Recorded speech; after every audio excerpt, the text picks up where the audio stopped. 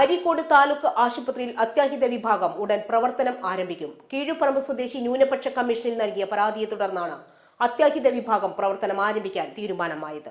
Commission അംഗം A Saifuddin മലപ്പുറത്ത് നടത്തിയ സിറ്റിംഗിൽ ആശുപത്രിയിൽ കൂടുതൽ ജീവനക്കാരെ നിയമിച്ചതായി ഡെപ്യൂട്ടി DMO അറിയിച്ചു. ജീവനക്കാരുടെ കുറവ് മൂലം ആശുപത്രിയിൽ രാത്രി 8-ന് ശേഷം ചികിത്സ നൽകാൻ കഴിഞ്ഞിരുന്നില്ല.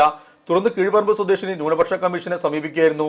10 വർഷം മുമ്പാണ് Areekode community health center taluk ആശുപത്രിയായി ഉയർത്തിയത്.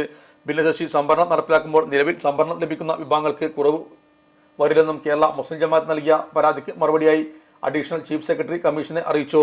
എയർനഗർ പഞ്ചായത്തിൽ ആരാധനാലയം നിർമ്മിക്കാൻ നൽകിയ അനുമതി പിൻവലിച്ചു സംബന്ധിച്ച പരാതിയിൽ പഞ്ചായത്ത് സെക്രട്ടറിയുടെ വിശദീകരണം തേടി.